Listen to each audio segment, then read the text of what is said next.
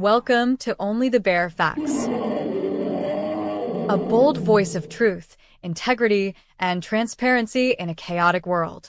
This channel is your destination for unfiltered stories, real-life lessons, and an unwavering commitment to the word of truth.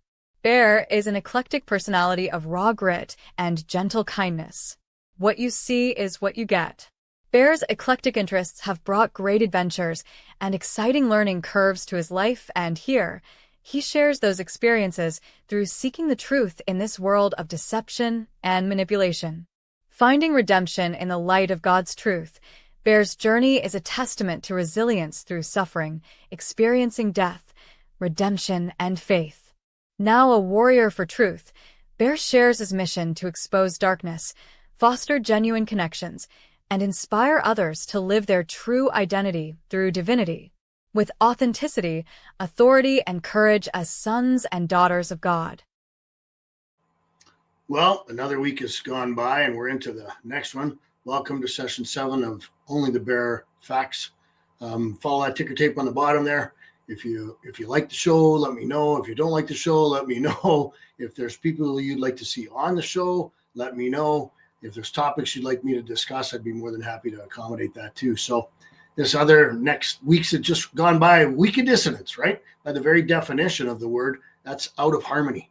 The world seems to be out of harmony. Every faction of government, be it Canadian, American, Syrian, Israeli, Ukrainian, Palestinian, everybody's up in turmoil. Everybody's trying to figure out what's going on. And of course, there's all that stuff going on with, Elon Musk and his band of corruption seekers, having the Democrats in a frantic frenzy while he dismantles the first of many government agencies and tears it apart and tries to find out where the money's going. What a novel idea. So and then of course the Democrats are freaking out because he was never elected. Well, gee, I think they have a whole bunch of other people that were never elected. Let's just start with one, Fauci, that controlled the world for how long and destroyed all kinds of stuff. But hey, that's a completely different story. But you know how that goes.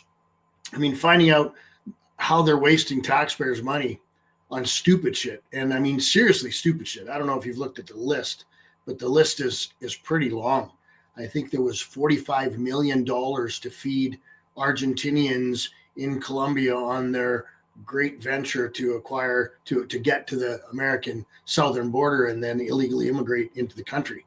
I mean, it's unbelievable. So of course, from my Canadian perspective, I want to see the departments of government in Canada be investigated and find somebody who's going to become accountable for the absolute atrocious waste of money that goes on in this country. And I mean, let's start out with how about the RCMP? So I'll tell you a little story.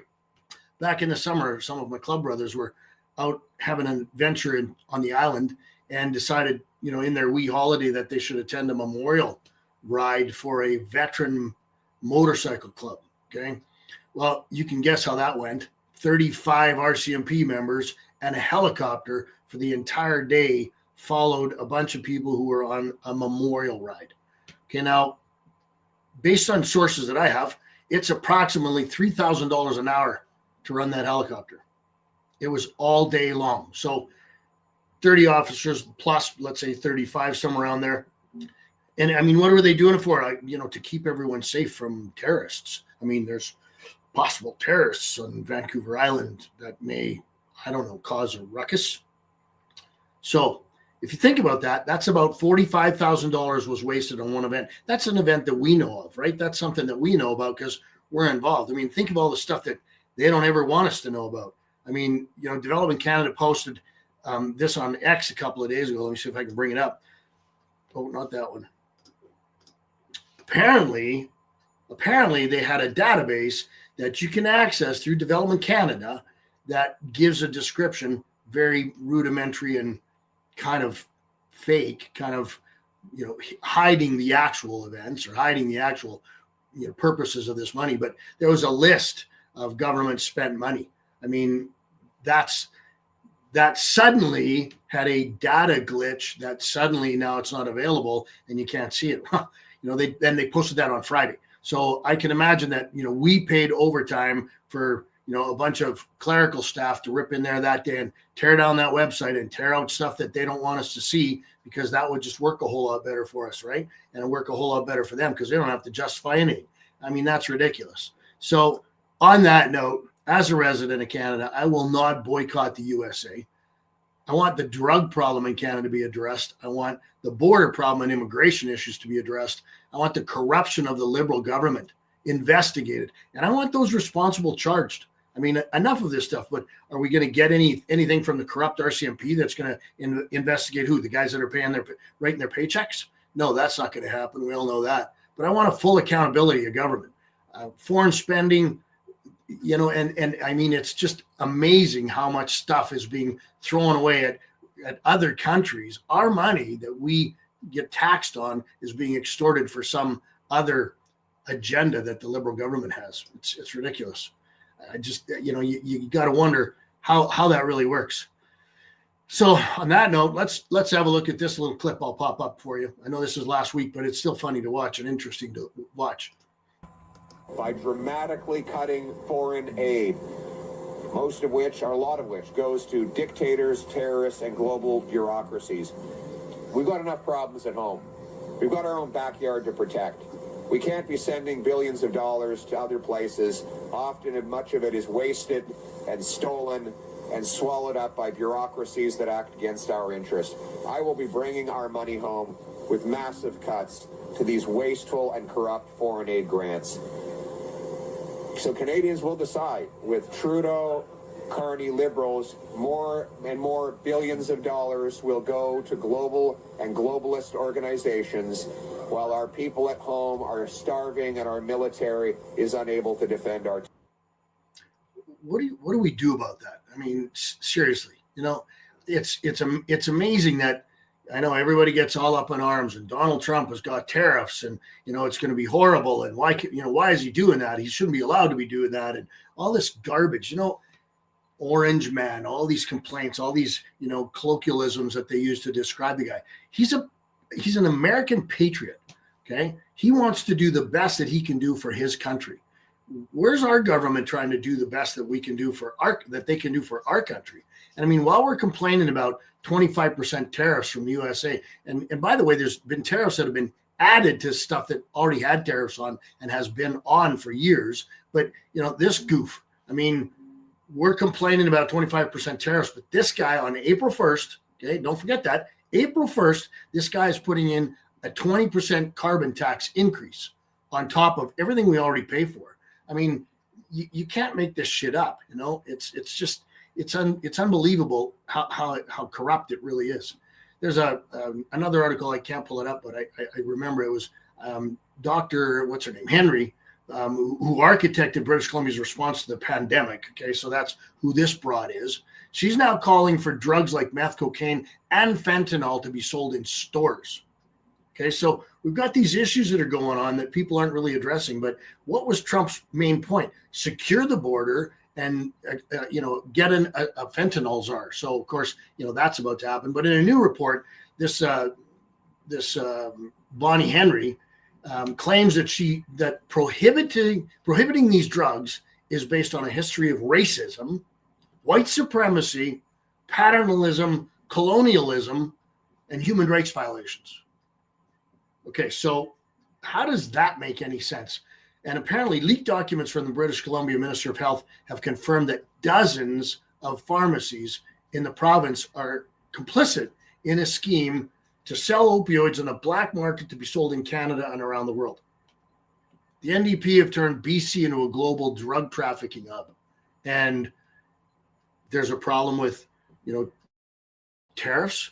I don't think that's the real issue. But hey, I mean, again, what do I know? Let's look at, meanwhile, Canada's spending $20 million to teach Ghanaians not to poop on the beach. That's right. We're spending $20 million to teach people from Ghana that they shouldn't shit on the beach.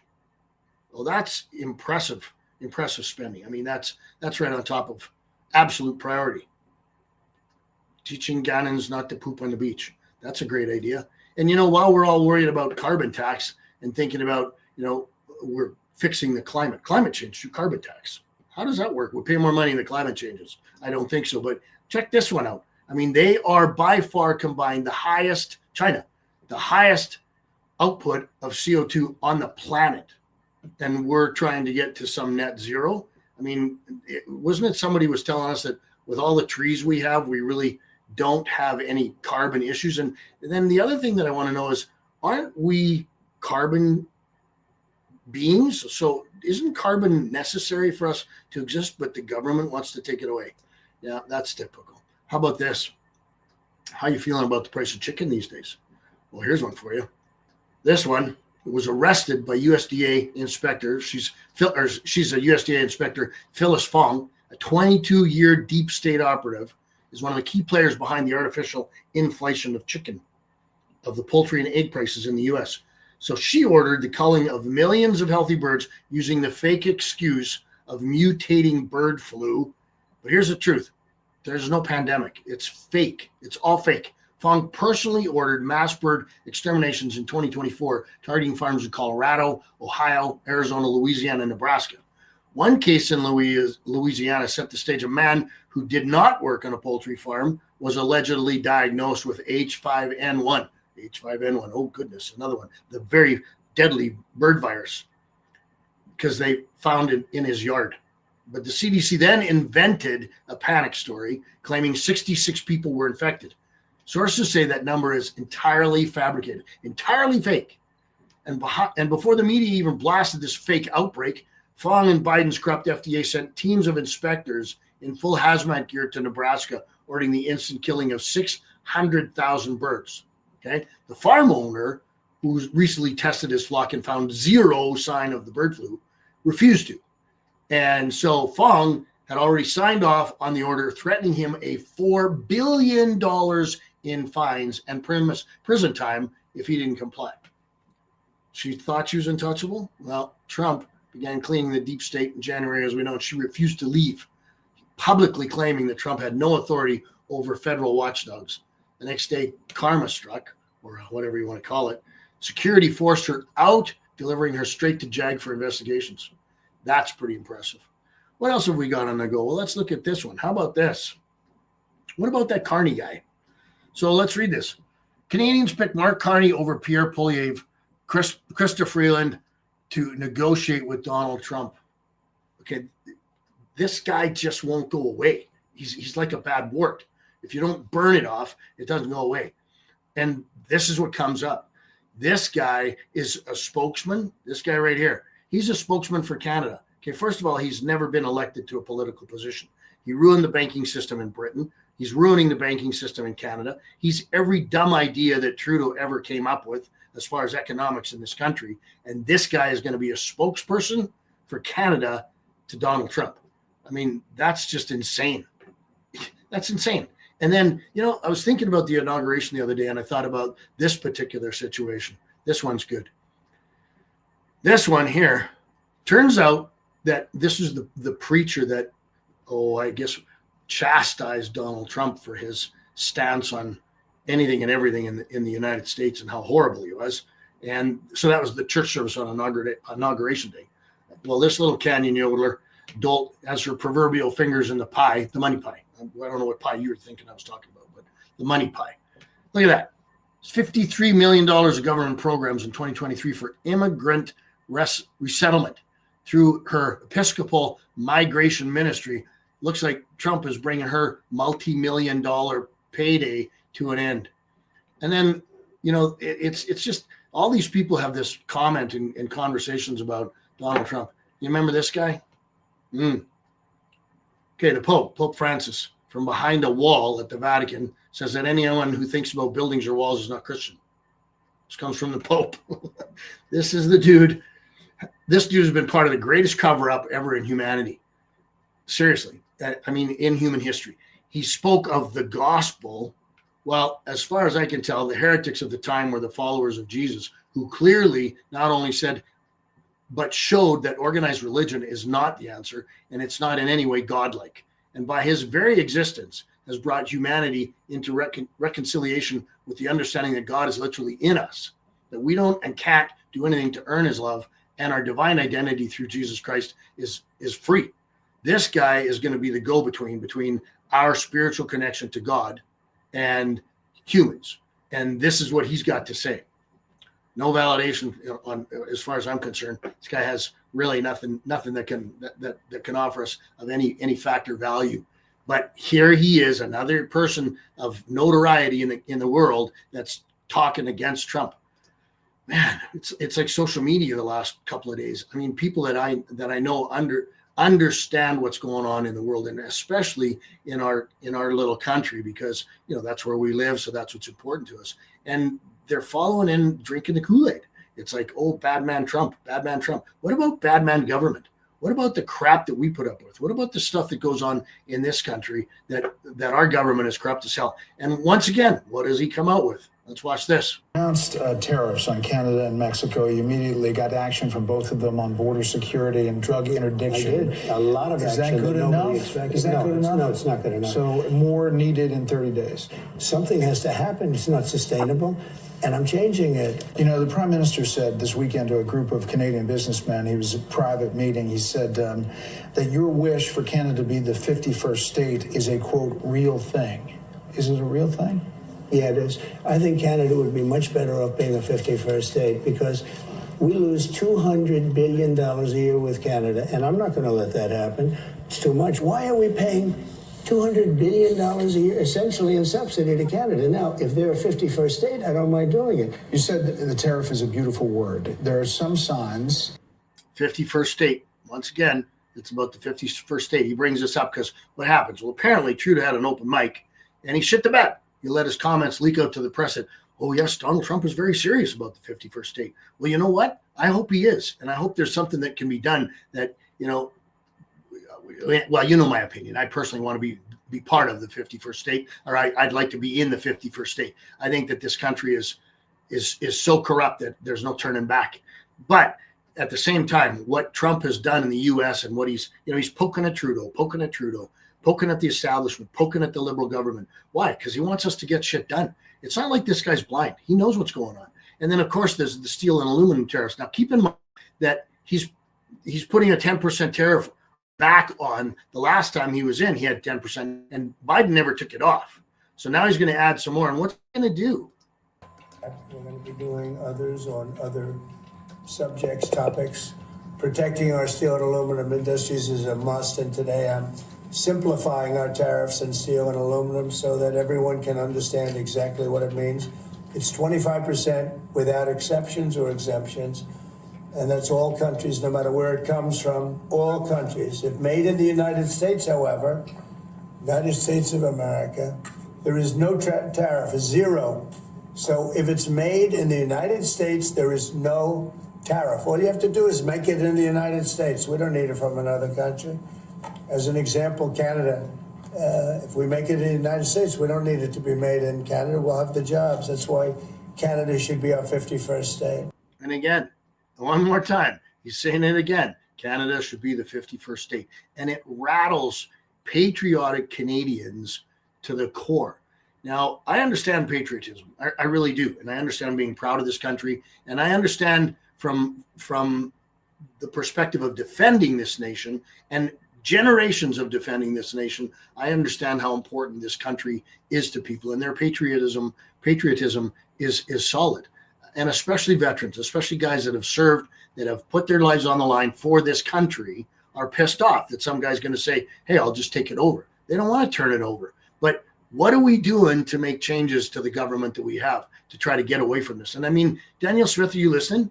Not only does Donald Trump make it known what he sees as a solution, but a lot of your voters in Alberta are leaning more and more in that direction every day. Now, I know I've had a conversation with a couple of friends of mine over the last little while about this yo-yo effect in government and in Canada. So we get a bad premier, a bad prime minister, and everybody starts saying, screw this, let's become part of the United States. I want to get out.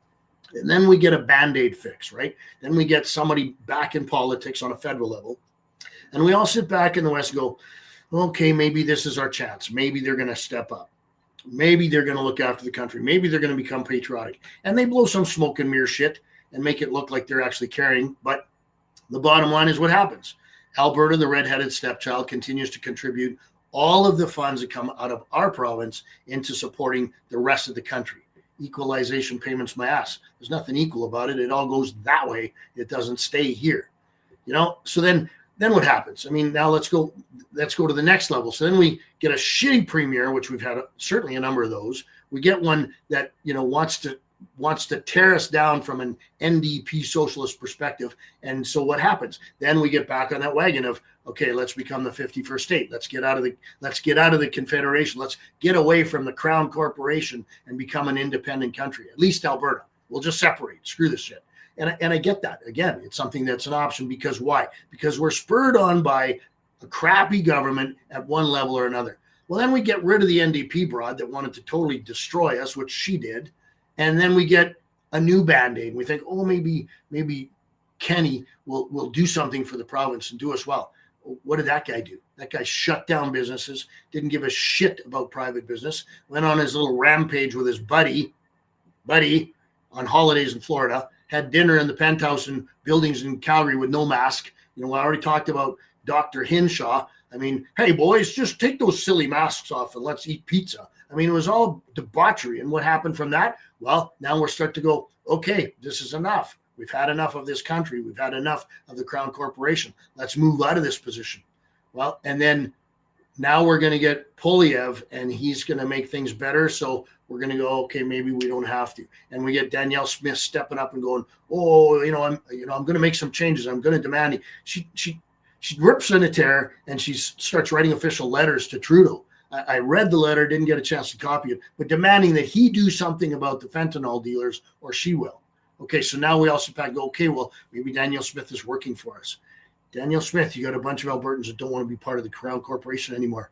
And I also think it's hilarious to watch Canadian politicians suddenly jumping on the bandwagon, pretending to care and be accountable for change only because President Trump said that it's necessary. If you can't deal with your shit, I'll come in and fix the problem. So suddenly Canadian politicians are going, oh, we better do something about this.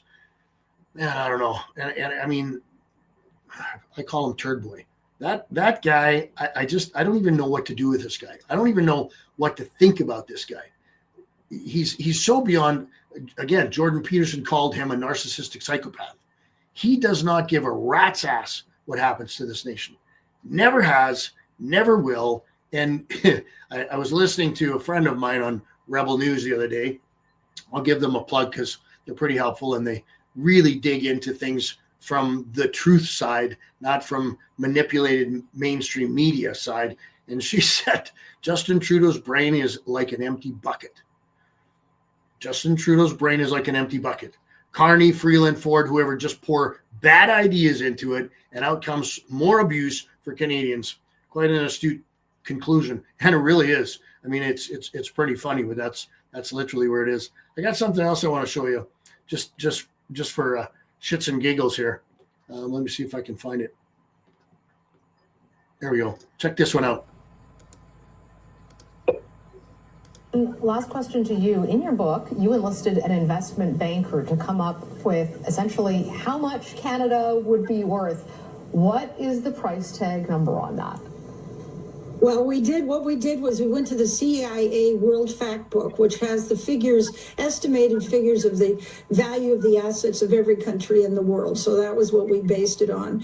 And we looked at natural resources such as forestry, water, naturally metals, minerals, fossil fuels. We looked at arable farmland. We looked at all of the things, the natural resource endowment of the two countries.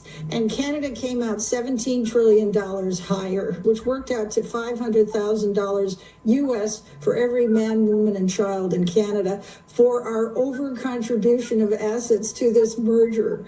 And that's the facts. I mean, that's not made up, and nobody's ever kind of put their number on it. I'm also, however, very concerned that Mark Carney would pull another Trudeau, and that is a good-looking guy with no credentials and no business experience telling us what he wants to hear, and once he gets in, he's elected.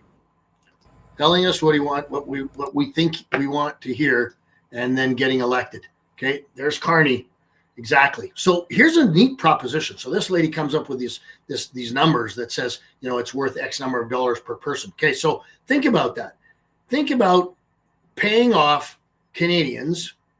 And what would Trump pay off Canadians if we became the 51st state? And of course, there's tons of logistics, and who knows whether it's possible, and it probably really isn't. But let's just dream about it for a minute. If we got way less taxes, and don't tell me that we get free healthcare. I've heard enough from people, especially nurses, who tell us we have free healthcare. Are you kidding me? Are you kidding me? There are so many people right now that I know are booked for a CT scan 6 months out from now, for a CT scan. Okay, that's a technician in a clinic that does a CT scan. You got to wait that long? And our health plan, as you know, and some Americans, actually a lot of Americans, think that it's free to us. No, it's not free. I mean, we're taxed out the ass. That's what pays for our supposed free healthcare system.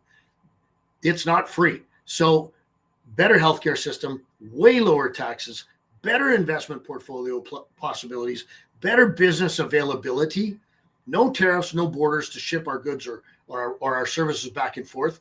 You could easily relocate to a geographical area, now maybe not easily, but to a geographical area that supports your business better than where we are up here, or even for that matter, have 2 locations. I mean, we could have a Bear Skin Art in Texas in the wintertime and a Bear Skin Art in Edmonton in the summertime, and take advantage of both different weather patterns. I mean, there's so much validity and so much availability, but part of the problem is I don't think people realize how deeply embedded crime on a government scale, on a huge scale, is in this country. I'm going to play another clip. Speaking of fentanyl and China embedded in Canada, and remember that Trudeau's shaking hands with these people. Okay, don't forget that. My book, Willful Blindness, reported on the fact that 85 tons of precursor were seized from a purportedly legitimate businessman in Vancouver around 2017. 85 tons of fentanyl and meth precursor. This was directly connected to a BC government casino investigation, which involved what is called the Company. This is Chinese organized crime set up in Canada, running that North American money laundering for the cartels. 85 tons produced into fentanyl can kill everyone in North America a few times over. 1,000 kilograms of fentanyl precursors seized by CBSA in 2022 in Vancouver's port. That's just one shipment. It was disguised as toys from China. And as I've said, only 0.5 of 1% of containers are searched. One more figure. We've talked about super labs up in British Columbia, tucked into the mountains when there's like 2 police officers there. These are Mexican cartel, Chinese triad super labs. The RCMP caught 95 million doses of fentanyl. They confirmed in a press conference that they knew a shipment was due to go outbound. They won't say whether it's Japan, Australia, United States, but that's a DEA investigation. The RCMP would not, and I can tell you the DEA doesn't have confidence that anyone will be prosecuted in Canada. So Mr. Harper, look, he's a strong leader. He's saying what the few good Canadian leaders have to stick up for Canada. But the fact is, and it's known within Canadian law enforcement, that Vancouver is a production hub for exporting fentanyl abroad. And the last point is, so we have a fentanyl problem. I mean, that's exactly what Trump was talking about. So maybe all this posturing that he's doing is literally saying, put this shit under control. But I really think that the other thing that, the CIA, FBI, all these other agencies in the US, there's not a whole lot of validity in them right now. And if you listen to the Sean Ryan podcast, he's basically going to tell you that the CIA and the FBI are garbage now and have been infiltrated by Biden's agenda. And I get that, because we've got the same problem here. I mean, our national police force is corrupt as shit. I mean, we all know that. They don't want to admit that. They haven't investigated Trudeau for anything. They're not doing their job. That's part of their job. They're supposed to be looking after, well, anyway, we don't call cops, but that's another story. So here we have, it's weird, watching people still direct their hatred towards people who tell them the truth and not the people who are lying to them the entire time. I find the narcissism in society, the cognitive dissonance, deeply ingrained, and it's happened since the psychological mind control pandemic. I mean, people just don't pay attention to things anymore. They don't look at the reality. They don't try to find the truth. And I think that's really important. I mean, so much of the media has the proverbial egg on their faces as the facts of the pandemic continue to pour out to the public, confirming what the conspiracy people were saying and always knew all along. And yet we continue to hear the garbage rhetoric from the mouths of media people. I mean, Murray Mandrick from Saskatoon, whose perspective of what the surviving awakened folks actually believe, he should shut up. I mean, it's so obvious that there's a split geographically in this nation, and we need to do something about that split. We need to, yes, we need to band together. Yes, we need to come together as a nation and solve some of these problems. But we really need to get the absolute corrupt government out of the way. That's what I think we need to do. Hey, could we join the 51st state? Oh, I'd love to do that. Watching social media today, in the last few days, everybody's complaining. Everybody's bitching about Trump. Everybody's, Canada this, and I'm patriotic, and, I'm going to stop shopping American. Okay, you're going to stop shopping American goods while you're in Walmart? Or you're going to stop using your Apple phone because it came from China? Or we're all going to get off of social media and then just get regular telephone lines from now on? Or we could get those little pagers. Remember the page? Well, some of you don't remember pagers. You can just page me a code and I know who's calling and I'll give you a call back. The world's a different place than it was, many years ago. I mean, still there's lots of fun in the world. And I mean, this is one of my favorite clips. I got to show you this. This came up just the other day and it made me laugh a ton. Watch this. Next, this is an executive order relating to the use of paper straws. As you've consistently identified, nobody really likes paper straws. Number one trending. Can you believe it? A paper straw was number one trending for 3 days or something. The environmental impact of plastic straws versus paper straws is entirely unclear. This has cost both the government and private industry an absolute ton of money and left consumers all over the country wildly dissatisfied with their straws. So we're asking aspects of the federal government, federal departments and agencies to look at their existing procurement processes, and we're asking your Domestic Policy Council to look holistically at this issue to address it, and it really is something that affects ordinary Americans in their everyday lives. We're going back to plastic straws. These things don't work. I've had them many times, and on occasion they break, they explode.